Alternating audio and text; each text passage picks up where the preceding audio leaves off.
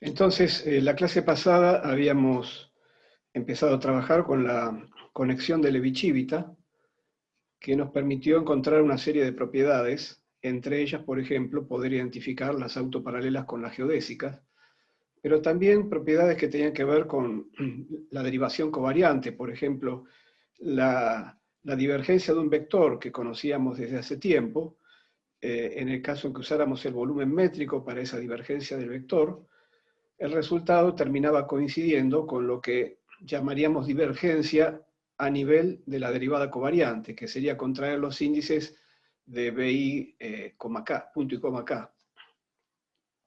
Y entonces esa otra forma de ver la divergencia, ahora usando la derivada covariante, la vamos a emplear en el teorema de Gauss.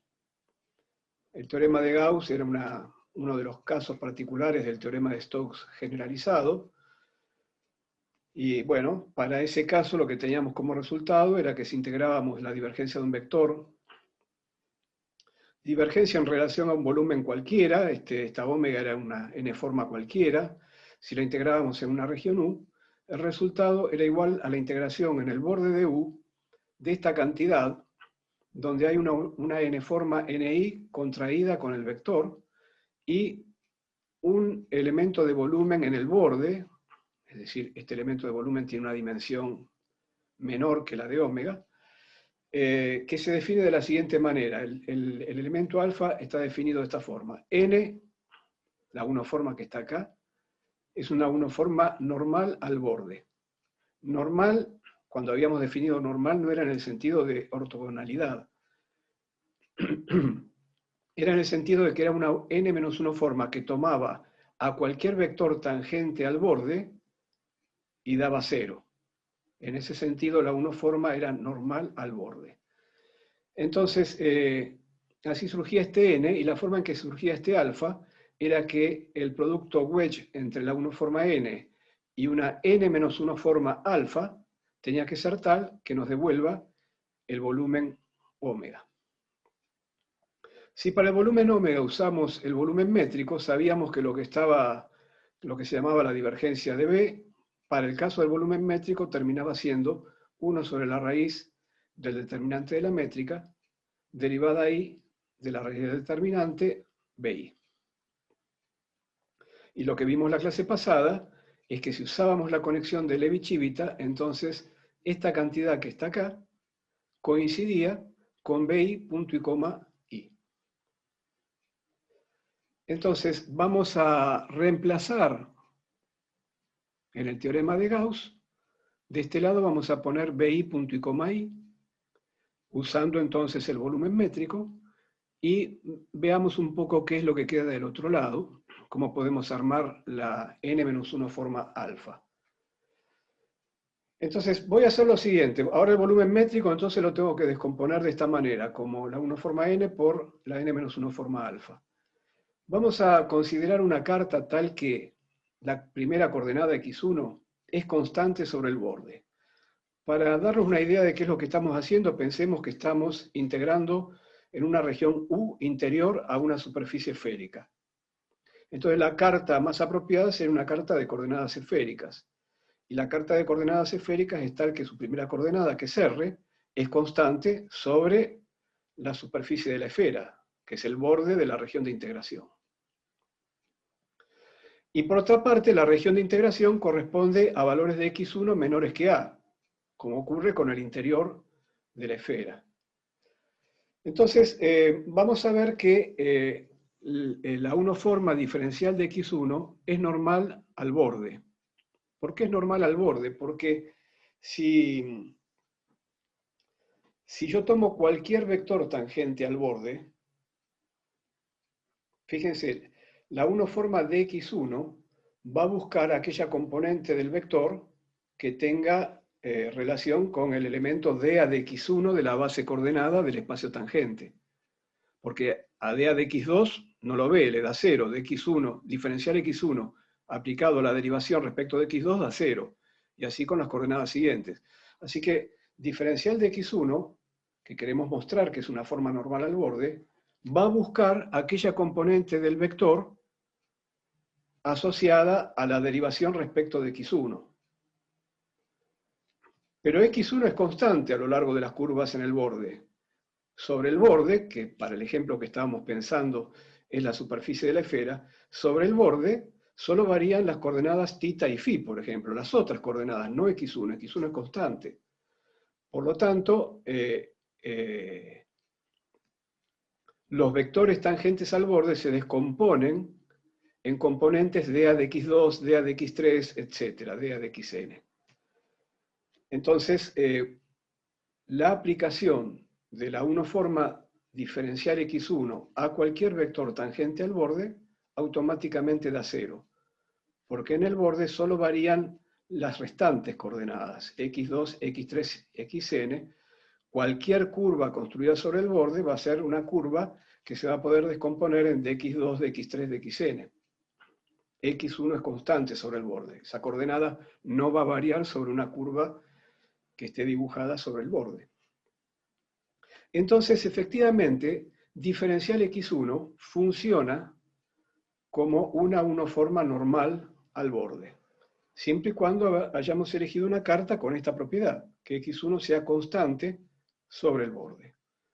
Pero ahora queremos dar un paso más porque ya tenemos métrica y con la métrica podemos buscar que la uniforma no solo sea normal, en este sentido que decimos, sino que además sea unitaria, es decir, que su módulo valga 1 o menos 1 eventualmente, porque como estamos pensando en una geometría pseudo-riemanniana, podría valer menos 1. Entonces queremos hacerla unitaria. Y entonces calculemos cuánto es la norma al cuadrado de diferencial x1, así como las normas de los vectores se toman completando las entradas de la métrica con el vector, y eso me da la norma al cuadrado del vector. La norma al cuadrado de una uniforma se obtiene completando las entradas de la métrica inversa, la que tiene los índices arriba, completándola con los elementos, con la uniforma a la cual le queremos tomar la norma. Pero si completamos con elementos que son de la base coordenada del espacio cotangente, automáticamente lo que esto nos da es la componente 1, 1 de la métrica inversa, que es lo que llamamos G1, 1 arriba, y que puede ser positivo o negativo, según si esto sea de carácter temporal o no. Entonces, para normalizar esta uniforma diferencial x1, lo que tendríamos que hacer es multiplicarla por G11 arriba a la menos un medio en módulo, porque este G11 puede ser positivo o negativo. Entonces, si ahora le tomamos la norma al cuadrado a esta uniforma n que estamos definiendo de esta manera, entonces introducimos n acá y n acá, y entonces ¿qué va a pasar? Va a salir un G11 a la menos 1 afuera, y después me va a quedar esto que ya tenemos aquí, que va a dar G11, así que el resultado va a ser 1 o menos 1. Porque lo que sale afuera es el módulo de G11. Si no se ve, díganme y... ¿Se entiende esto hasta acá? Que si yo reemplazo el n persona, bueno, el n, la uniforma n así normalizada acá adentro, entonces este factor sale afuera, elevado al cuadrado, es decir, sale un módulo de G11 a la menos 1 afuera, y lo que me queda adentro es justamente la norma al cuadrado de diferencial x1, que vale G11. Así que el resultado para n, para la norma al cuadrado de n, va a ser 1 o menos 1. ¿Se entiende? Bueno, gracias. Entonces ahora tenemos el volumen métrico y queremos descomponer el volumen métrico en la uniforma n, y lo que siga será el alfa. Entonces, voy a hacer lo siguiente, primero voy a, tomar el volumen métrico y acá en lugar de diferencial x1, escribo módulo de G11 a la 1 medio multiplicando a n, esto que está acá. Reemplacé el diferencial x1. Ahora voy a elegir coordenadas esto siempre se puede hacer, tal es que la métrica me quede diagonal por bloques. Esto significa que la derivada de x1, producto escalar con la derivada de xk, para k, 2, 3, etc., me dé 0. Es decir, estoy tomando la derivación respecto de x1 perpendicular al borde. Los otros vectores, los dA de x2, dA de x3, derivan respecto de coordenadas que están en el borde, como dijimos, que serían la coordenada θ, la coordenada φ en el caso de la esfera. Entonces estoy pensando que la coordenada x1, de la cual todavía no dije gran cosa, dije que diferencial x1 tenía que ser normal, pero ahora estoy diciendo además que el vector dA de x1 tiene que ser perpendicular al borde. Y entonces, bueno, como este producto escalar entre vectores de la base coordenada corresponde a las componentes de la métrica en esa base, lo que estoy diciendo es que los elementos de la métrica G1K dan 0, y la métrica queda diagonal por bloques. A este sector, que corresponde al sector que está en el borde, lo voy a llamar H. Entonces, al quedar la métrica diagonal por bloques, el determinante de la métrica es, en módulo, es el módulo de G11 por el módulo del determinante del bloque que está en el borde. Y por otra parte, al ser diagonal por bloques, si yo invierto, me va a quedar que en el bloque 0, en el bloque 1, 1, me va a quedar G a la menos 1, es decir, la inversa, el elemento 1, 1 de la matriz inversa es G1, 1 a la menos 1. Y bueno, y para H habrá que hacer la inversión de esta matriz.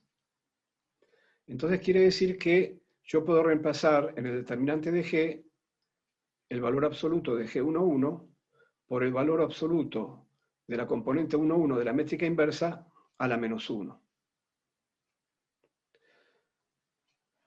Este resultado lo voy a reemplazar acá, donde dice determinante de G a la 1 medio. Y entonces me va a quedar un valor absoluto de G1, 1 arriba a la menos 1 medio, que se va a ir con este que está acá. Y luego me va a quedar el determinante de H a la 1 medio. Quiere decir que en esta descomposición del volumen métrico, yo encuentro a una unoforma que ahora es unitaria. De todo esto me quedó el valor absoluto del determinante de H a la 1 medio, y después siguen dx2, dx3, dxn. Quiere decir que la unoforma alfa, la n menos 1 forma alfa, no es otra cosa que el determinante de H a la 1 medio, dx2, dx3, dxn. Es esto que está acá. Esto es lo que llamamos un volumen inducido en el borde. Es decir, es el elemento de volumen para hacer la integral en el borde. ¿Qué integral? Esta integral que había quedado expresado acá. Entonces tengo la proyección del vector B en la dirección de una normal unitaria integrado en el borde. Así que esto oficia de elemento de volumen en el borde. Por eso se llama el volumen inducido en el borde. Reemplazando todo, entonces podemos escribir el teorema de Gauss de esta manera. A la divergencia la reemplacé por la divergencia que viene de la derivación covariante, porque estoy trabajando con la conexión de Levi-Civita y eso está bien. ¿En qué volumen tengo que integrar? Bueno, en el volumen métrico. Y del otro lado, cuando integré acá en el volumen métrico, ¿qué me quedó? Y me quedó la proyección de BI en la dirección de NI, que NI está dentro de esta unoforma, diferencial sigma I.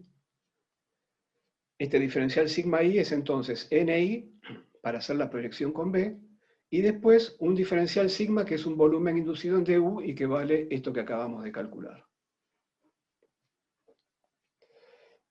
Bueno, esta es otra forma entonces para el teorema de Gauss a la luz de la conexión de Levi-Civita. Vamos a ver qué le pasa al tensor de Riemann cuando trabajamos en la conexión de Levi-Civita. Recuerden que el tensor de Riemann se construía con dos términos que tenían derivadas de la conexión, y ahora como la conexión es la de Levi-Civita y tiene derivadas primeras de la métrica, van a aparecer derivadas segundas de las métricas. Y después había un término que tenía productos de símbolos de Christoffel. Bueno, en realidad en los primeros términos, los que tienen la derivada de la conexión de Levi-Civita, recuerden que la conexión de Levi-Civita tiene derivadas de la métrica, pero también tiene una métrica inversa. Entonces, al derivar la conexión de Levi-Civita, van a aparecer también productos de derivadas de la métrica.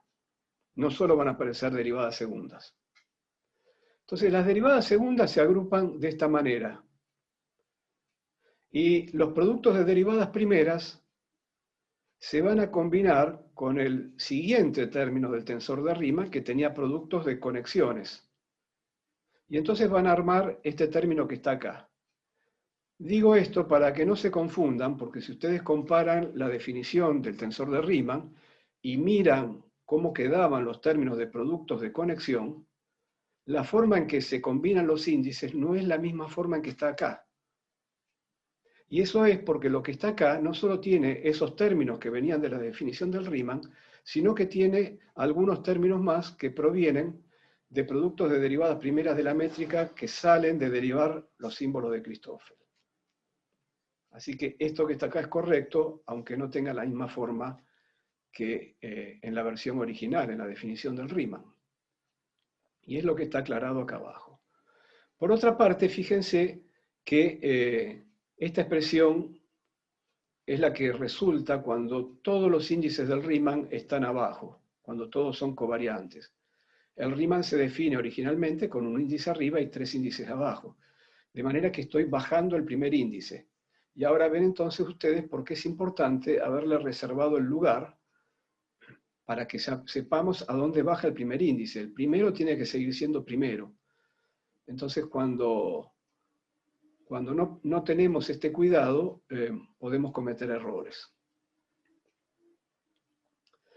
Lo que va a ocurrir ahora con esta forma que tiene el tensor de Riemann cuando la conexión es la de Levi-Civita, es que por un lado se mantienen las propiedades que ya conocíamos y que habíamos usado para contar el número de componentes independientes que tenía el tensor de Riemann. Estas propiedades 1 y 2 ya existían de antes. La primera era una cosa que estaba a simple vista en la definición del Riemann, y la segunda resultaba cuando la torsión era cero. Ahora no solo la torsión es cero, sino que la conexión es la de Levi-Civita, que recordemos es la única conexión libre de torsión y que además es una conexión métrica. Con esas dos propiedades, que sea una conexión métrica quiere decir que se anulan las derivadas covariantes de la métrica, con esas dos propiedades resulta solamente la conexión de Levi-Civita. Entonces, de esa nueva propiedad, que es la que lleva esta forma del Riemann, surge esta tercera propiedad. ¿Qué dice esta tercera propiedad? Que primero y segundo índices son intercambiables con tercero y cuarto. Entonces, queremos contar el número de componentes independientes que tiene ahora el Riemann en la conexión de Levi-Civita a la luz de estas tres propiedades. La tercera propiedad, para hacer el conteo, la podríamos leer agrupando primero y segundo índice en un superíndice A, y lo mismo con el tercero y el cuarto. Y entonces podríamos leer la tercera propiedad como una propiedad de simetría respecto de superíndices. Ahora, cada superíndice, si uno lo mira de qué está compuesto de LK y de IJ. Ahora, IJ es antisimétrico por la primera propiedad. Y si la tercera propiedad dice que primero y segundo ahora se volvió intercambiable con tercero y cuarto, quiere decir que L y K también debe ser antisimétrico. Es decir, haciendo una radiografía de cada superíndice es en sí mismo un par antisimétrico. Pero el Riemann es simétrico en los superíndices. Entonces, ¿cuántas posibilidades tenemos para cada superíndice? Y bueno, cada superíndice se arma con un par antisimétrico, donde cada índice corre desde 1 hasta n la dimensión de la variedad. ¿Cuántos valores diferentes puede tomar un superíndice? Tantos como combinaciones independientes de estos dos índices LK antisimétricos, o de IJ. Y el número de combinaciones independientes de un par de índices antisimétricos es 1 medio de n por n-1. Este es el número de valores independientes que puede tomar un superíndice. Ahora, la propiedad 3 dice que RAB es simétrico. Por lo tanto, como todo tensor simétrico de dos índices, aunque estos son realmente superíndices, tendría 1 medio de n grande por n grande más 1 componentes independientes. Perfecto. Entonces, hemos usado hasta acá la propiedad 1 y la propiedad 3. Y de ahí llegamos entonces a que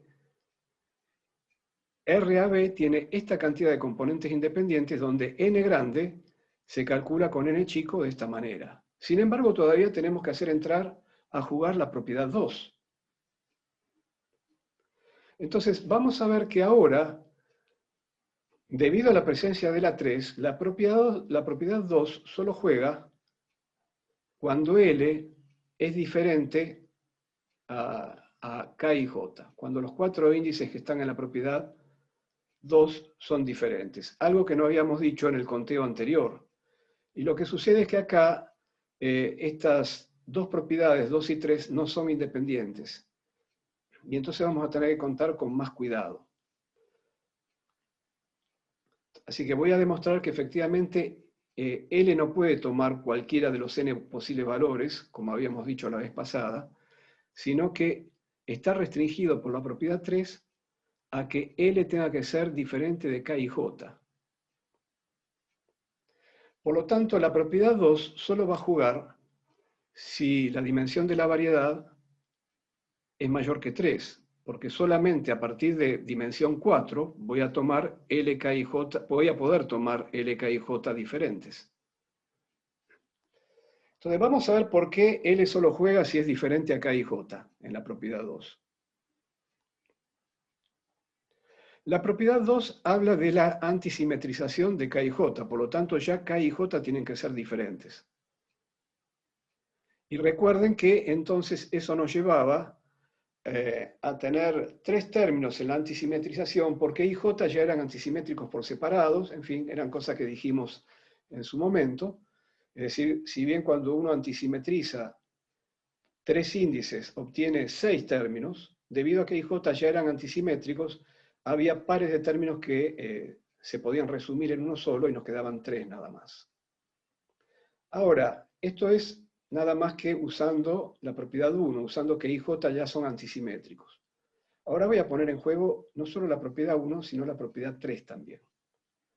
Y entonces, fíjense, la propiedad 3 dice que los índices 1 y 2, el primer superíndice, es intercambiable con los índices 3 y 4, que a su vez son antisimétricos, los 3 y 4. Y entonces, por lo tanto, son antisimétricos el 1 y el 2. Así que puedo dar vuelta acá L con K, si al mismo tiempo doy vuelta I con J. ¿Qué hice en el otro término? En el otro término, ¿qué hice acá?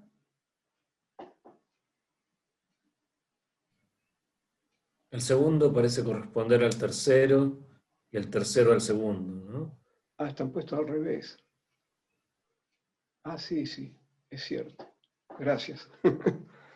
Están puestos, claro, el segundo, claro. Llevé JK al primer lugar y LI al segundo lugar. Y además, como son antisimétricos cada par, los di vuelta. Entonces me quedó KJ y L. Y acá lo mismo. El KI vino acá, pero no los di vuelta, y entonces LJ va para atrás y tampoco los doy vuelta en ese caso. Sí, acá, después cuando prepare el PDF, la versión definitiva, lo voy a acomodar para que esto se entienda, porque si no... Bueno, entonces, esto que está acá, ahora fíjense, son tres términos donde los que están antisimetrizados son LJI y K quedó siempre adelante. Entonces, forzosamente, el L no puede tomar valores, digamos, n valores al azar, porque forzosamente tiene que ser distinto de JI, y si es distinto de JI, va a tener que ser también distinto de K, porque este juego que dice acá, llevando L a ser antisimetrizado con JI, lo podría haber hecho también con K. Entonces, bueno, esta es la idea, que la propiedad 3 ahora nos hace que el L está de alguna manera en relación a los valores que toman K y J. Si L toma un valor igual a I, igual a J o igual a K, esto automáticamente es idénticamente cero y entonces no juega como una propiedad. Bueno, perfecto, entonces. Entonces, si L no puede tomar n valores distintos, sino que solamente puedo tomar los valores que sean diferentes de K y J, bueno, si L, K y J tienen que ser diferentes, hay n, el combinatorio n4 para las distintas formas que puedo elegir, 4 índices diferentes entre L. ¿Qué quiere decir esto entonces? Quiere decir que usando la propiedad 1 y usando la propiedad 2, me manejé de esta manera. Pensé al tensor de Riemann como si fuera un tensor de dos superíndices y que por lo tanto, al ser simétrico, tenía que tener este número de componentes independientes, donde el n grande se calculaba de esta manera. Y ahora tengo que usar la segunda propiedad, y la segunda propiedad me dice, bueno, además hay un cuarto índice, pero ese cuarto índice lo tiene que tomar diferente a los otros tres. Entonces, esa segunda propiedad, a las componentes independientes que tiene el tensor con los superíndices, le resta este número de posibilidades. Haciendo la cuenta de cuánto vale todo esto, que es esto que está acá, y restándole el combinatorio, nos queda como resultado n cuadrado sobre 12 por n cuadrado menos 1. Recuerden que el combinatorio n4 vale esto, y por cierto se anula para dimensión menor que 4. Es decir, ya dijimos que para dimensión menor que 4, la propiedad número 2 no jugaba.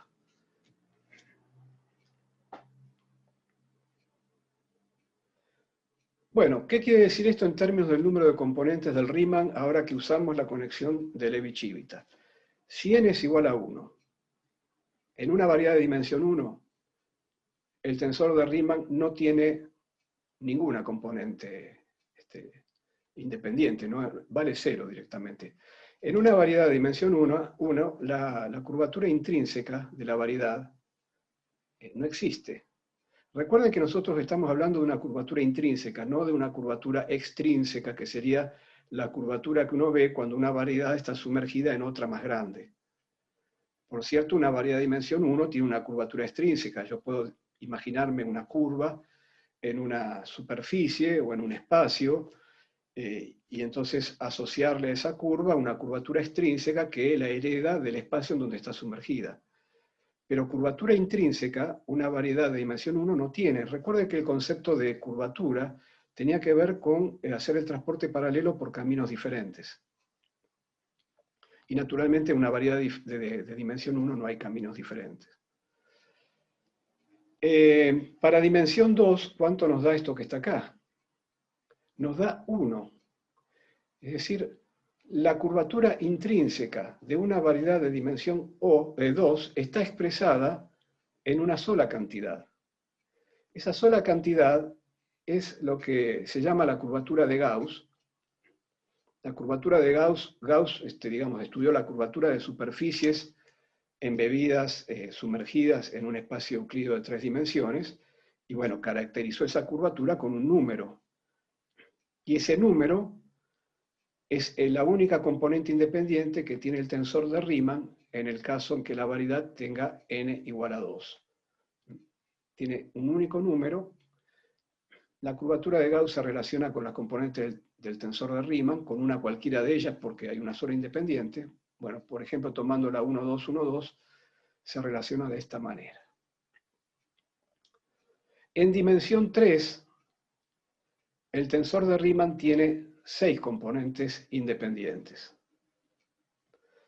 Resulta que el tensor de Ricci, que enseguida vamos a ver que por haber tomado la conexión de Levi-Civita resulta simétrico, el tensor de Ricci va a tener también 6 componentes, porque en 3 dimensiones un tensor simétrico tiene 6 componentes. Quiere decir que en 3 dimensiones el tensor de Riemann tiene tantas componentes independientes como el Ricci. Por lo tanto, toda la información que pueda tener el Riemann ya está contenida en el Ricci. Para n igual a 4, el tensor de Riemann tiene 20 componentes independientes. Y el Ricci, que va a ser un tensor simétrico en 4 dimensiones, va a tener 10 componentes independientes. Entonces ahí sí, a partir de n igual a 4, y para dimensiones superiores, la información que está en el Ricci es menos que la información que está en el Riemann. Bueno, entonces el tensor de Ricci ya lo habíamos definido. Recuerden que el tensor de Ricci consistía en contraer el índice superior del Riemann con el índice del medio de los covariantes, de los índices covariantes. Y ahora, en virtud de la propiedad 3, entonces va a haber una simetría en el tensor de Ricci. El tensor de Ricci tiene una expresión que no es común verla en los textos, la pueden encontrar en el volumen 2 del curso de Landau y Lifshitz, y es práctica, porque si uno quiere calcular solamente el Ricci sin pasar por el Riemann, entonces puede calcular directamente de esta manera. El escalar de curvatura se define como la traza del Ricci. El Ricci en principio era un tensor de tipo 0,2, pero ahora que tenemos métrica podemos subir uno de los índices, por ejemplo el primero, da lo mismo porque es simétrico, por ejemplo el primero, y luego contraer. A esa contracción, que va a ser un invariante, se lo llama el escalar de curvatura. Bueno, habiendo dicho que el Riemann en n igual 2 y en n igual 3 tiene o bien una sola componente independiente o bien tantas como la del Ricci, es interesante ver que si estoy en n igual 2, las componentes del Riemann se expresan en términos del escalar de curvatura y la métrica. Por lo tanto, la única componente independiente, antes hablábamos de la curvatura de Gauss, está en el escalar de curvatura.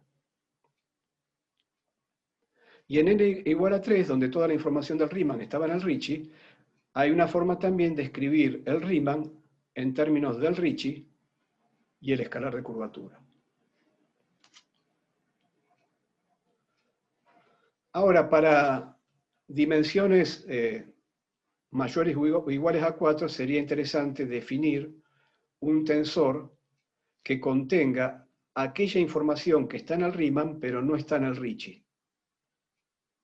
Entonces se define un tensor que se llama el tensor de Weyl, que tiene las mismas propiedades, comparte con el Riemann las propiedades de las que venimos de hablar, pero que cuando uno le toma trazas, cualquiera sea la traza que tome, es decir, uno sube un índice y contrae con otro, bueno, cualquiera sea la traza que tomen, o dan idénticamente 0, o se anulan porque, bueno, por la forma en que se combina la traza del Riemann con el Ricci, etcétera, como están acá adentro.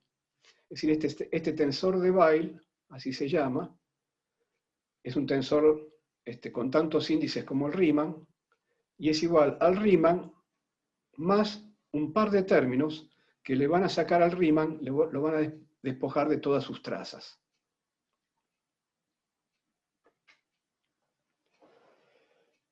Bueno, se puede verificar, no lo vamos a hacer, pero digamos por la naturaleza de este objeto que estamos definiendo así, se verifica que efectivamente el número de componentes independientes del tensor de Weyl es igual a las del Riemann menos las del Ricci, en cualquier dimensión, ¿no? Una propiedad interesante del tensor de Weyl es que es invariante ante lo que se llaman transformaciones conformes. Una transformación conforme es pasar de una geometría a otra de manera tal que la métrica vieja multiplicada por un factor positivo, por una función positiva, es decir, todas las componentes se multiplican por la misma función, nos da la métrica nueva. En alguna carta, por supuesto. O en todas las cartas, va, porque en realidad esto que está acá es independiente de la carta. ¿Qué significa esto que está acá? Significa que si yo calculo el módulo de un vector al cuadrado automáticamente va a quedar multiplicado por esta función. Es decir, cambian todos los módulos y todas las distancias ante una transformación conforme. Pero si calculo el ángulo entre dos vectores, el ángulo entre dos vectores no va a cambiar, porque el ángulo se calcula con el producto escalar de los vectores dividido por los módulos de los vectores. Entonces voy a tener tantos factores W arriba como abajo y el ángulo va a ser el mismo. Entonces una transformación conforme cambia distancias sin cambiar ángulos, es decir, manteniendo las formas. Las formas no me refiero a las p-formas, a las formas de los objetos. Y el tensor de Weyl es invariante entonces ante esta transformación. Bueno, finalmente, el tensor de Einstein. Hay un tensor que llamamos en física el tensor de Einstein porque es un tensor que va a intervenir en las ecuaciones de Einstein para la métrica. Las ecuaciones de Einstein para la métrica van a ser ecuaciones de segundo orden en derivadas de la métrica y bueno, entonces van a participar elementos que tienen que ver con la curvatura, porque la curvatura es la que tiene derivadas segundas de la métrica. Bueno, el tensor de Einstein está definido como esta combinación del tensor de Ricci, el tensor métrico y el escalar de curvatura. La propiedad que tiene el tensor de Einstein y que va a ser fundamental para construir las ecuaciones de Einstein, cuando llegue el momento, la clase que viene vamos a insistir sobre esta cuestión, pero viéndolo como una propiedad puramente matemática, sin nada que ver por el momento con la física, vamos a demostrar que el tensor de Einstein tiene divergencia idénticamente nula.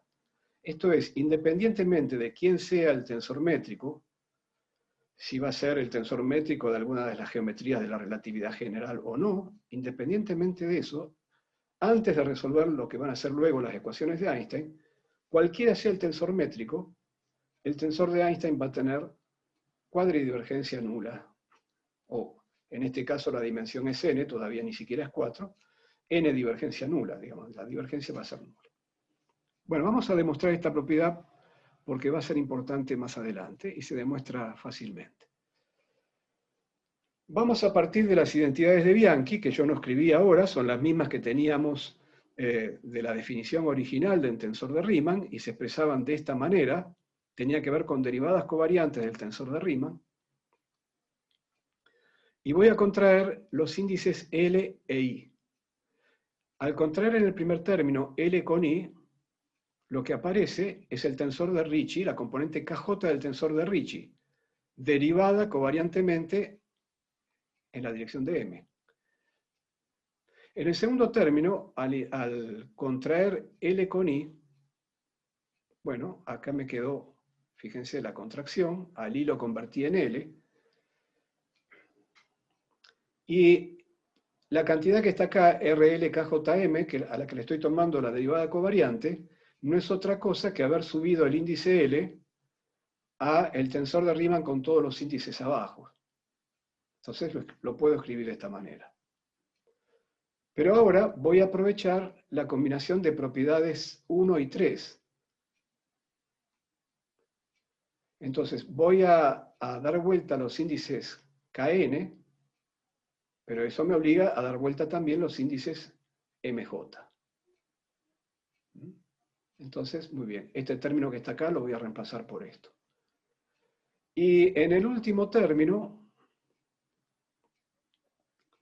bueno, contraí L con I, pero M e I son antisimétricos, entonces primero doy vuelta a M con I, y al darlo vuelta cambio el signo, y al contraer L con I, ahora sí, como I quedó en el medio, formé el tensor de Ricci. Formé RKM y está derivado covariantemente. Voy a hacer una contracción más todavía. Voy a contraer K y M. Para contraer K y M tengo que subir el índice K y luego hacer la contracción. Entonces en el primer término me queda esto. En el segundo término subo el índice K y al contraer con M, que es el índice del medio, me forma el tensor de Ricci RNJ, que a su vez está derivado punto y coma L, ¿no? Entonces me quedó RNJ punto y coma L. Y en el último término, al contraer K con M, armé el escalar de curvatura. Entonces me quedó el escalar de curvatura punto y coma J. Pero cuando derivo covariantemente un escalar, una cero forma, la derivada covariante es lo mismo que la derivada común. Entonces puedo reemplazar, es lo mismo. Bueno, entonces, ¿qué es lo que tengo acá?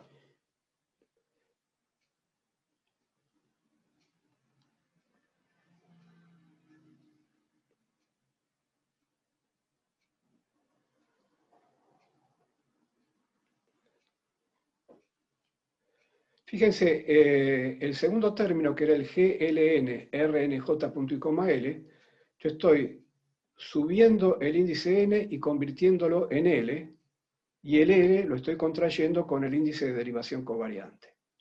De manera que, más allá del nombre que tienen los índices mudos, que se llaman L como se llaman en este término, o K como se llaman en el primero, este término es igual a este segundo término.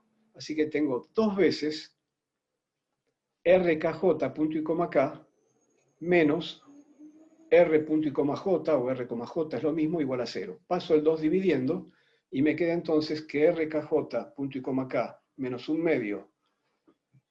Y bueno, R punto y coma J, o coma J, como quieran, lo escribo como la delta de Kronecker, KJ, R, K. Todo eso es igual a 0. Bueno, pero esto que está acá es el tensor de Ricci. Perdón, el tensor de Einstein, al que le estoy tomando la derivada covariante K. Entonces lo que calculé, fíjense que si bien el tensor de Einstein contiene la métrica, recuerden que cuando yo subo uno de los índices de la métrica, lo que estoy obteniendo es la delta de Kronecker. Entonces, en este último término, esto que está acá lo pusimos a propósito para que lo interpreten como el tensor métrico con un índice arriba y un índice abajo. Y entonces esto sí, efectivamente, es el tensor de Einstein, derivado covariantemente y contraído. Y esto me da 0, cualquiera sea la métrica. Bueno, continuemos entonces. Bueno, voy a decir entonces cuáles serían las cosas que se postulan en relatividad general. No van a encontrar nada nuevo, porque en realidad todas estas cosas que estamos por decir, ya las fuimos diciendo para motivar las propiedades geométricas que íbamos estudiando. Solamente que las queremos reunir ahora juntas acá para nuevamente tener el panorama de qué se trata la relatividad general. Entonces, la relatividad general postula que el espacio-tiempo es una variedad diferenciable de 4 dimensiones, dotada de una métrica con signatura lorentziana, es decir, más, menos, menos, menos, o al revés, menos, más, como quieran, y conexión de Levi-Civita, esto es, y conexión métrica sin torsión. En cuanto a cómo son las leyes de la física en este espacio-tiempo, lo que va a decir la relatividad general es que las leyes de la física que conocemos en relatividad especial, por ejemplo, las leyes de la mecánica relativista, las leyes del electromagnetismo, que se formulan a partir de acciones que tienen carácter geométrico. Ya escribimos las acciones del electromagnetismo, la acción de la partícula relativista, tienen un carácter geométrico, son invariantes ante cambio general de coordenadas, pero en relatividad especial contienen una métrica que viene dada de antemano, que es la métrica de la geometría plana del espacio-tiempo de Minkowski. Entonces, lo que va a decir la relatividad general es que si queremos incluir plenamente los efectos del campo gravitatorio inercial, esos efectos no van a ser introducidos en relatividad general mediante unas fuerzas, sino que van a ser el efecto que proviene de la curvatura del espacio-tiempo. En cuyo caso la métrica no va a estar dada de antemano, como ocurre con la métrica de la geometría de Minkowski, sino que va a estar determinada por la distribución de energía y materia del universo. De esa manera, las ideas de Mach entran en el pensamiento de Einstein. Mach decía, bueno, el efecto centrífugo sobre la superficie del agua en el balde que rota, para Newton es debido a que el balde rota respecto del espacio absoluto. Para mí, decía Mach, no es otra cosa que el balde rota respecto del resto del universo. Y nadie podría decir qué pasaría con la superficie del agua si el resto del universo no existiese. Entonces los efectos gravitatorios inerciales van a entrar a través de la métrica, y la métrica va a estar determinada por la distribución de energía y materia del universo. ¿De qué manera va a estar determinada? Bueno, eso va a ser parte de un tercer postulado. Lo que este segundo postulado dice, y esta división en postulado en realidad es un tanto caprichosa, es solamente para separar cuestiones. Por un lado, cómo es el espacio-tiempo, por otro lado, cómo son las leyes de la física ya conocida en ese espacio-tiempo. Entonces, lo que va a postular la relatividad general es que todas las leyes ya conocidas, las leyes fundamentales de la física ya conocidas, y en los tiempos de Einstein eso era la mecánica y el electromagnetismo, se van a formular a partir de la misma acción que ya conocíamos en relatividad especial, pero donde la métrica no va a estar dada de antemano, sino que va a ser dejada como una cantidad a determinar, y que va a ser determinada por la distribución de energía y materia en el universo. Entonces,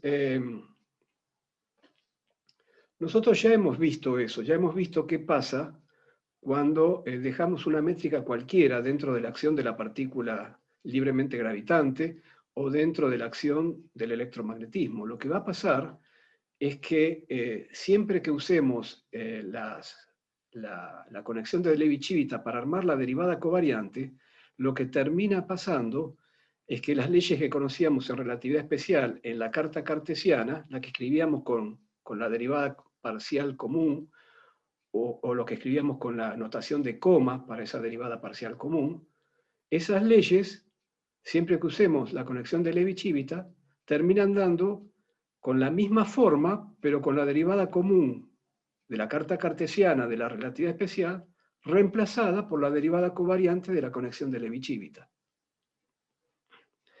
Ese es lo que se llama el acoplamiento mínimo del campo gravitatorio inercial,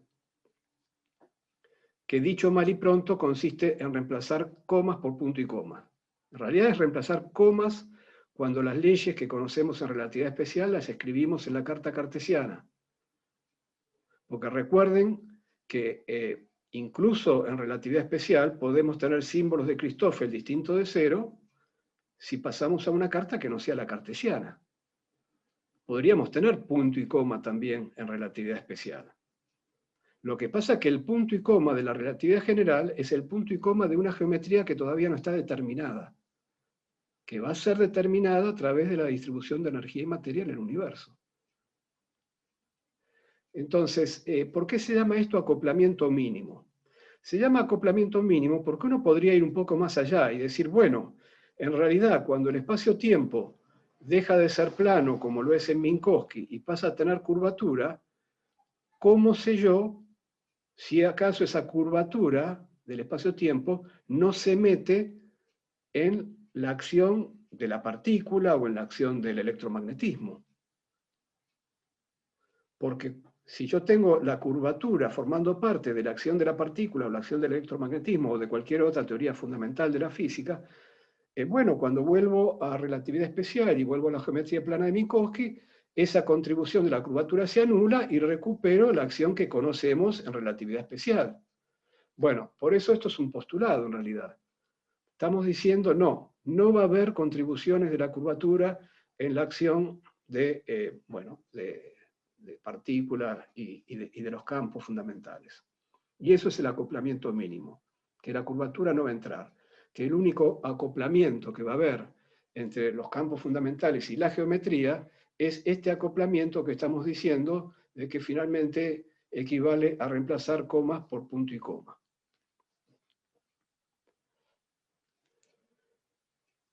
Como ustedes recuerdan, la parte simétrica de los símbolos de Christoffel, y en la conexión de Levi-Civita, la parte simétrica es la única parte que tiene la conexión, porque no hay torsión, se puede anular localmente por un cambio de carta. Y entonces, anulando localmente con un cambio de carta la conexión de Levi-Civita, localmente quiere decir en el origen de la carta solamente. Lo que vamos a hacer es recuperar en el origen de la carta las ecuaciones que teníamos en relatividad especial, porque si yo anulo la conexión en el origen de la carta, el punto y coma se me transforma en coma, porque deja de haber términos de conexión en la derivación.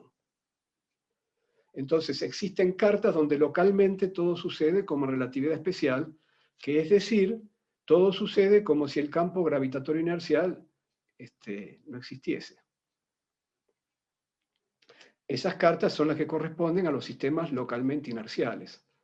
Más aún, habíamos visto también cuando hicimos la construcción de las coordenadas normales de Riemann, y más adelante cuando introduciendo la métrica pudimos definir bases ortonormales, que si la construcción de las coordenadas normales de Riemann se hubiese hecho a partir de una base ortonormal en el espacio tangente, entonces no solo se hubiera anulado la conexión, sino que además hubiéramos podido conseguir que las componentes de la métrica en el origen de la carta sean iguales al símbolo de Minkowski.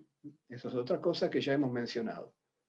Así que esa carta local, realiza todos los aspectos de la relatividad especial. Las ecuaciones de la física me quedan con comas, la métrica me queda como la de Minkowski, y las derivadas primeras de la métrica se anulan porque se anula la conexión localmente.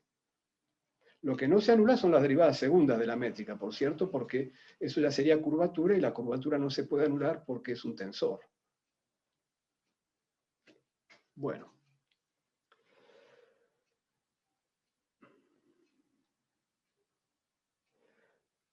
Como tercer postulado, hay que decir cómo se determina el tensor métrico, finalmente. Entonces, a las leyes que conocemos en relatividad especial, habrá que agregar la ley de cómo es el campo gravitatorio inercial, que ya no va a ser la ley de Newton para el campo gravitatorio. Justamente cambió completamente el concepto. La idea es que, para Einstein, que hasta antes de la relatividad general, el espacio-tiempo tenía el papel de un escenario en donde ocurrían las leyes de la física, en donde ocurría la dinámica.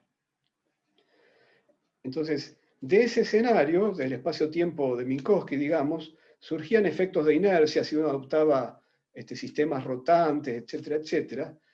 Es decir, el escenario actuaba sobre los personajes de la física, pero a cambio no recibía ninguna reacción.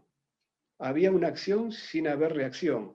Y decía que Einstein que eso era contrario a la forma de pensar en física. Y que por lo tanto, si el escenario podía actuar a través de fuerzas de inercia, en el sentido más newtoniano, si se quiere, del concepto de que, bueno, que las fuerzas de inercia son provocadas por rotaciones respecto del espacio absoluto. En relatividad especial, lo que teníamos en su lugar era el espacio-tiempo absoluto, que era la geometría de Minkowski. Entonces decía Einstein, si el escenario es capaz de actuar sobre los fenómenos físicos a su vez tienen que actuar sobre el escenario y lo tienen que modificar. Esto es, la distribución de energía, materia en el universo, tiene que modificar el escenario, tiene que modificar la geometría. Entonces, como tercer postulado, lo que nos falta es decir cómo son las ecuaciones que determinan la métrica, y esas ecuaciones, que van a ser las ecuaciones de Einstein, que veremos la clase que viene, tienen como fuente, para las derivadas segundas de la métrica, el tensor de energía-momento de los campos de materia y de radiación que están distribuidos en el universo. Muy bien. Entonces, ¿cómo son las líneas de universo de una partícula libre o libremente gravitante? Libre y libremente gravitante es intercambiable. La gravedad no es una fuerza. Una partícula en un campo gravitatorio inercial es una partícula libre. cómo son sus líneas de universo y cómo son las líneas de universo de los rayos de luz. Bueno, ya dijimos que la variación de la acción de la partícula libre conduce a la ecuación de las geodésicas, donde esas geodésicas en la conexión de Levi-Civita son también las autoparalelas de la conexión de Levi-Civita, con parámetro afín igual al tiempo propio. Entonces, lo que sería el principio de inercia en la mecánica, en relatividad general, dice que toda partícula libre de fuerza describe una geodésica temporal del espacio-tiempo, cuyo parámetro afín es el tiempo propio. Y del mismo modo, los rayos de luz describen geodésicas nulas del espacio-tiempo. Y esas geodésicas nulas forman en cada evento los conos de luz que dan al espacio-tiempo una estructura causal, como ocurre en la misma relatividad especial. Bueno, vamos a ver cómo recuperamos la mecánica newtoniana a partir de estos postulados. Ya habíamos dicho que el potencial gravitatorio de Newton, por lo menos para campo débil, es decir, cuando el potencial era mucho menor que c cuadrado, recuerden que este phi no es la energía potencial gravitatoria, es el potencial gravitatorio, es la energía por unidad de masa. Ese potencial, debido al principio de equivalencia que exigía que haya corrimiento al rojo gravitatorio, bueno, finalmente ese corrimiento al rojo gravitatorio, podíamos entenderlo si el potencial gravitatorio entraba en la componente 0,0 del tensor métrico. Y entraba de esta manera. Eso es lo que habíamos visto al comienzo del curso. Entonces, lo que nos preguntamos ahora es lo siguiente. Bueno, esto era para el corrimiento al rojo gravitatorio.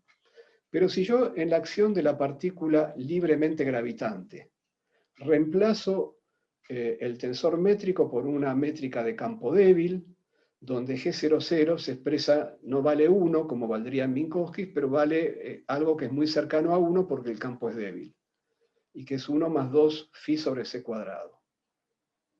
Si yo reemplazo eso en la acción de la partícula libremente gravitante, ¿obtengo la mecánica de Newton? Bueno, tendría que pedir que no solo G00 se relacione con el potencial newtoniano de esta manera, sino que para volver a la mecánica de Newton, la velocidad de la partícula va a tener que ser una velocidad no relativista.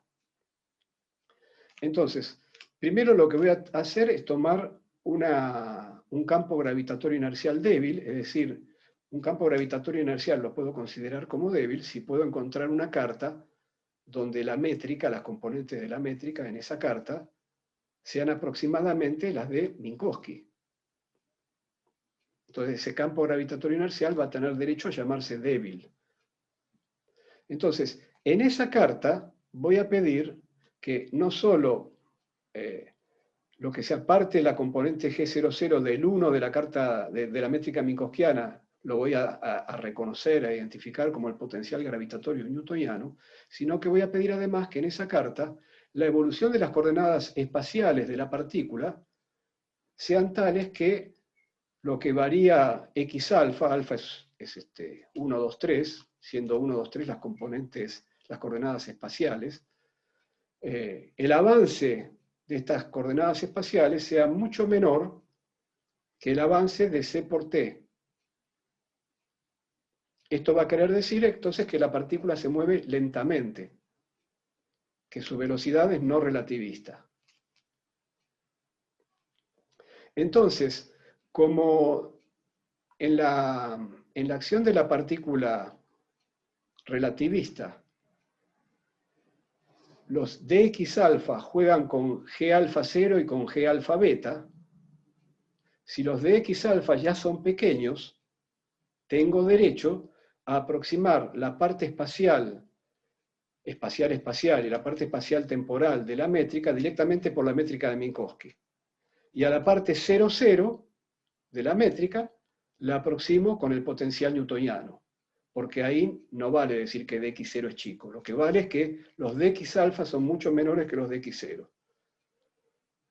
Entonces, en la acción de la partícula libremente gravitante, que ahora tiene esta forma, igual que siempre, pero donde la métrica ya no es la métrica de Minkowski, digo, bueno, que para campo débil, el primer término, el que va con dx0 cuadrado, bueno, ahí es donde voy a reemplazar G00 con la ayuda del potencial gravitatorio de Newton. Y el resto de las componentes las voy a reemplazar por una métrica de Minkowski. La parte espacial de la métrica de Minkowski vale -1, -1, -1. Entonces pongo acá un menos, una delta de Kronecker alfa beta. Y además la parte espacial temporal de la métrica de Minkowski vale 0. La métrica de Minkowski es diagonal y esto sigue siendo diagonal. Entonces, acá este dx0 es c por diferencial t al cuadrado. Lo voy a sacar fuera de la raíz. Entonces va a salir como c diferencial t, pero hay otro c que está afuera en la acción de la partícula libre. Entonces me queda un c cuadrado por diferencial t y tengo además un menos m.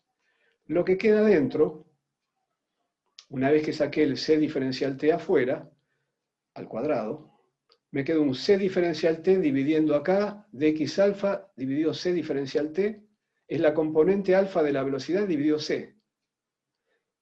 Y la componente beta de la velocidad dividido c. Y entonces me queda que con esta delta de Kronecker, esta identidad, me queda la componente x de la velocidad al cuadrado dividido c cuadrado, más la componente y de la velocidad al cuadrado, etcétera, etcétera. Me queda la velocidad al cuadrado dividido c cuadrado, con este menos. Bueno, entonces, ¿qué hago ahora? Y sigo aproximando. Lo que tengo dentro de este corchete es un 1 más una cantidad que es pequeña, más otra cantidad que es pequeña porque el movimiento de la partícula es no relativista. Y entonces, como tengo un 1 más un épsilon, toda esta cantidad pequeña sería un épsilon a la 1/2, lo reemplazo por 1 más 1/2 de épsilon. Entonces me queda 1, y al dividir por 2, este 2 se va, me queda 1 más phi sobre c cuadrado menos 1/2 u cuadrado sobre c cuadrado.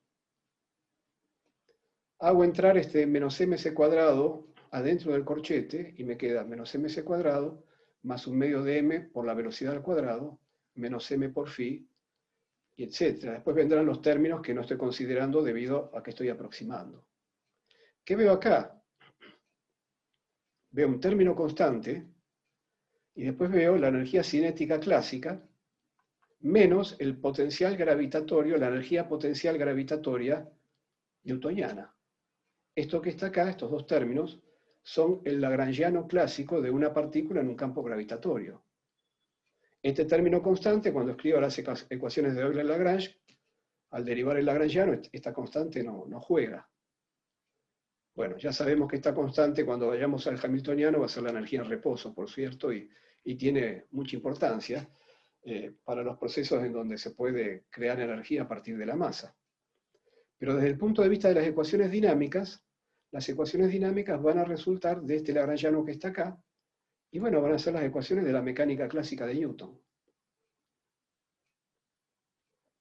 Entonces, en el límite de campo gravitatorio inercial débil y de movimiento no relativista, recuperamos la dinámica clásica de la partícula en un campo gravitatorio.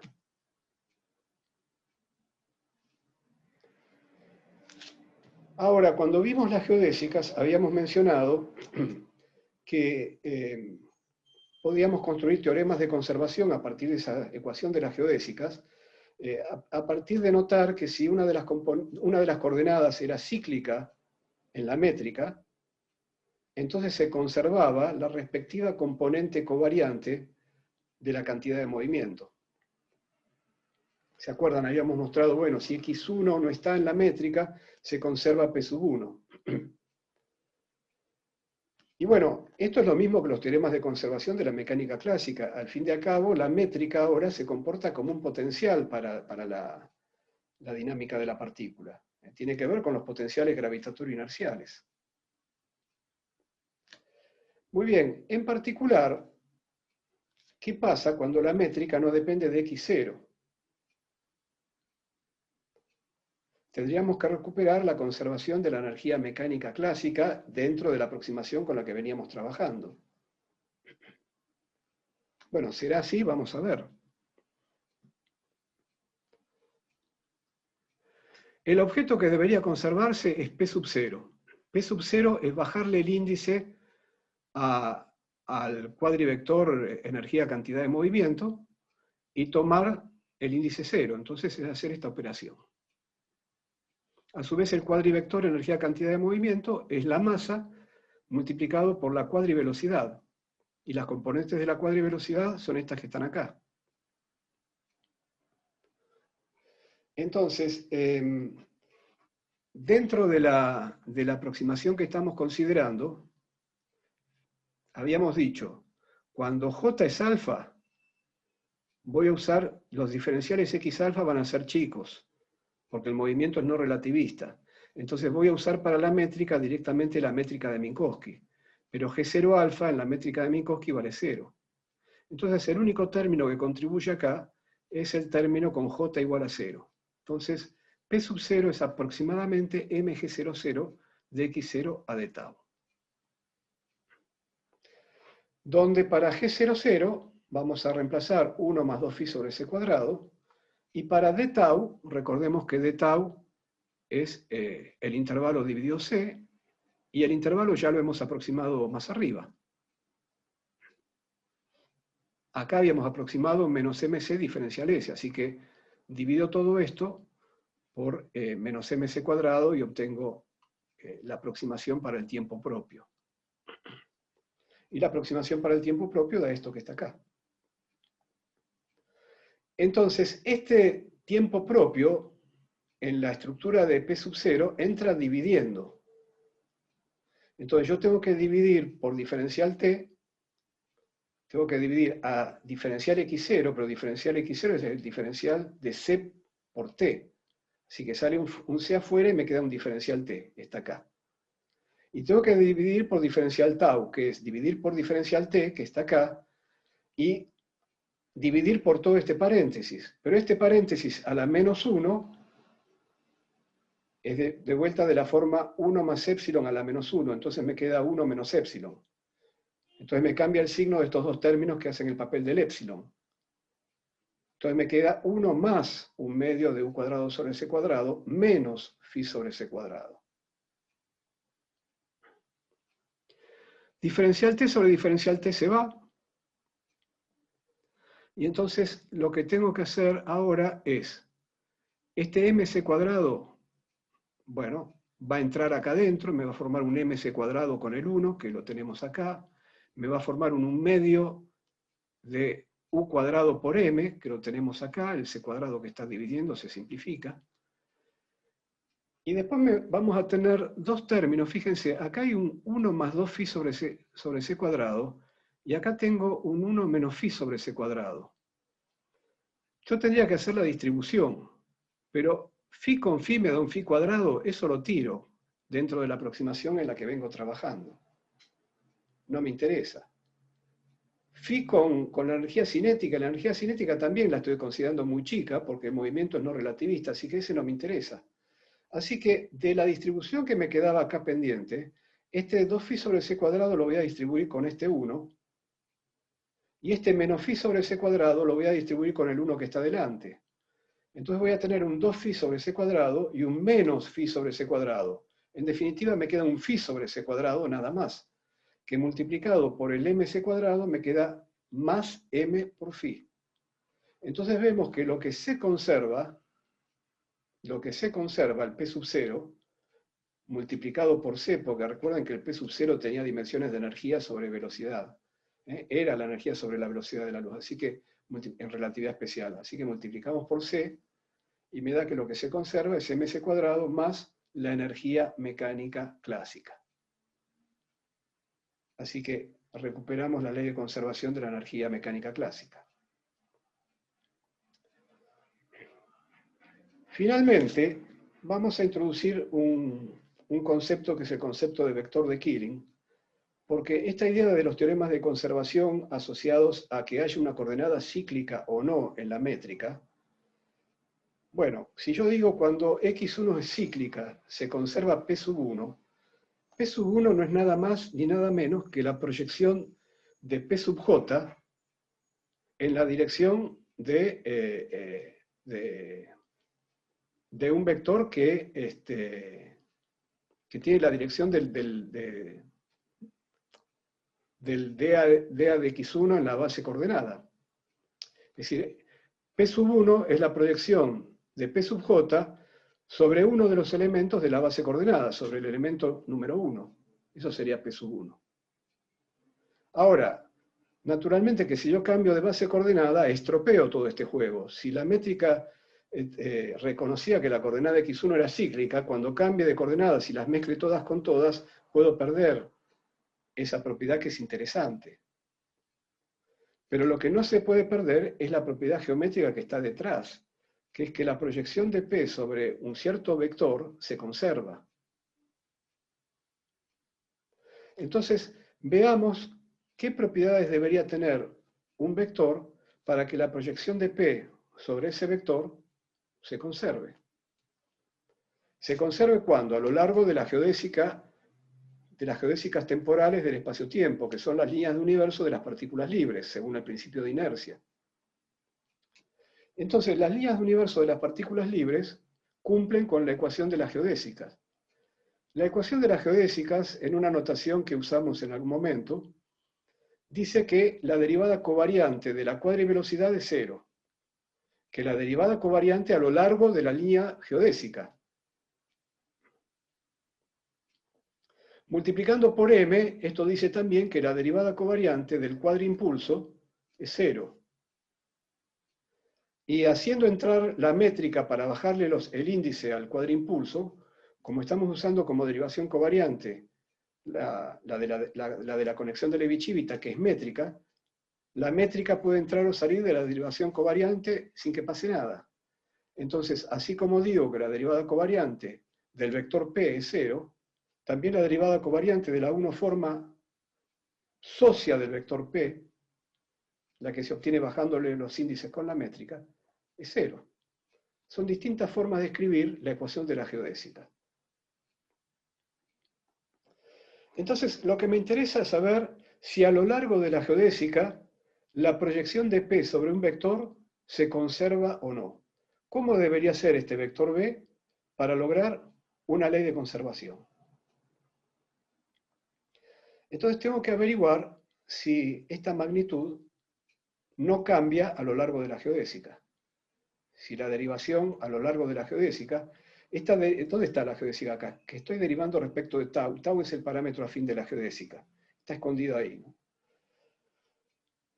Entonces, bueno, como la derivada covariante para toda conexión métrica cumple con la regla de Leibniz ante producto escalar, y la contracción no es más que hacer un producto escalar y luego contraer los índices, bueno, etcétera, etcétera. En definitiva, lo que tengo que hacer es derivar covariantemente, acá lo escribí mal, acá lo escribí mal. Tengo que derivar covariantemente, acá va el vector P,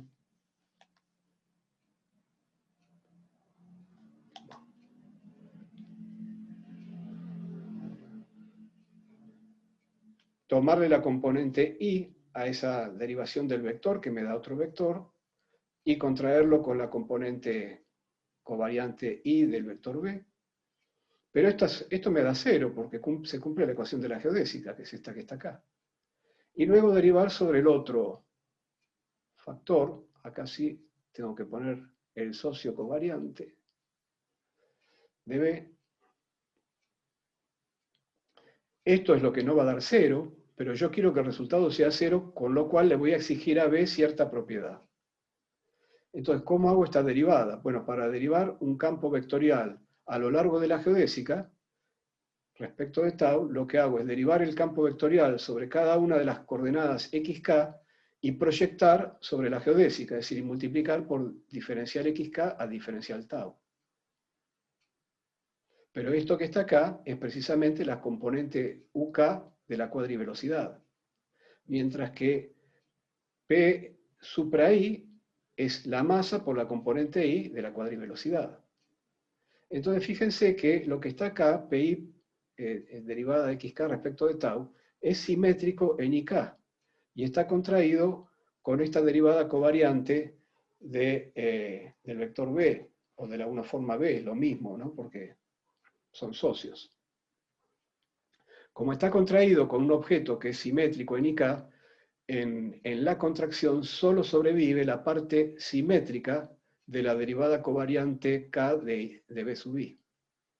Y entonces, si yo quiero que esta cantidad, la proyección de P sobre B, se conserve, lo que necesito es que B tenga la propiedad de que la simetrización de su derivada covariante a secas de cero. Los vectores que tienen esta propiedad se llaman vectores de Killing. Yo voy a poner esta misma propiedad en términos más geométricos para que veamos de qué se trata esto. Antes de hacer eso voy a decir que también se puede probar, no sé si está como ejercicio en la guía, creo que sí, que si yo quiero averiguar en qué condiciones se podría conservar una cantidad como esta, cuadrática, en el vector de energía-cantidad de movimiento. Bueno, del mismo modo, haciendo el mismo tipo de trucos, lo que se va a obtener es que una cantidad como esta se conserva si B y J es un tensor de Killing, así se va a llamar, que es un tensor que va a tener que tener esta propiedad. Bueno, ¿qué es esto de ser un vector de Killing? Déjenme verlo de esta manera. ¿Recuerdan ustedes que en ausencia de torsión era válido tomar la expresión de las derivadas del I y reemplazar todas las comas por punto y coma? Eso solo se podía hacer si la torsión era cero, y nosotros estamos trabajando con torsión cero. Entonces, tomemos la expresión de la derivada del I de la métrica respecto de un vector B. Como toda derivada del I de un tensor, lo que da por resultado es un tensor del mismo tipo, así que va a dar un tensor simétrico, en este caso, de tipo 0,2.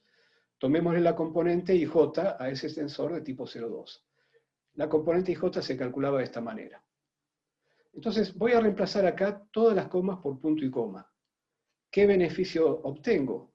Que como mi conexión no solo tiene torsión cero, sino que es métrica, la derivada covariante de la métrica se anula y este primer término desaparece. Y lo que queda es esto que está acá. Pero a su vez, como la conexión es métrica, esta métrica que está acá puede entrar y salir en esta derivada covariante. Y entonces yo le puedo bajar el índice al vector B, el índice K se lo bajo y lo convierto en J, y luego hago la derivación covariante. Y me queda BJ punto y coma I. Lo mismo en el otro término, y me queda BI punto y coma J. Entonces, la condición de que sea un vector de Killing no es ni más ni menos de que la derivada del I de la métrica en la dirección de B, en la dirección del vector de Killing, sea cero. Es decir, el hecho de ser un vector de Killing, a la luz de la conexión de Levi-Civita, significa que el tensor métrico es Lie dragueado por B. Habla de una simetría del tensor métrico, que es lo mismo de lo que habla el hecho de que la coordenada x1 sea cíclica. Cuando la coordenada x1 es cíclica en la métrica, eso habla de una simetría del tensor métrico. Habla de que las derivadas de las componentes de la métrica respecto de x1 dan cero. Ustedes se acuerdan que cuando vimos derivada del I, dijimos, si el vector respecto del cual derivamos, B en este caso, es un vector de la base coordenada, las componentes de la derivada del I quedaban simplemente las componentes quedaban solamente las derivadas parciales. Bueno, efectivamente, acá también. Está claro entonces, el concepto de vector de Killing tiene que ver con que hay una simetría del tensor métrico. ¿En qué consiste la simetría? Que el tensor métrico es Lie dragueado por B. Es decir, que el tensor métrico no cambia, entre comillas, cuando nos movemos en la dirección de B. Recuerden que en derivada del I no es solamente que nos movemos, no es solamente que B participa para darnos la dirección de derivación, sino que además hay un procedimiento en realidad que es el dragueo de Lie. Bueno,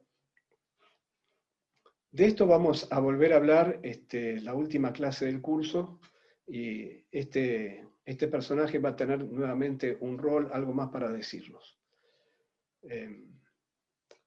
Bueno, con esto terminamos entonces hoy.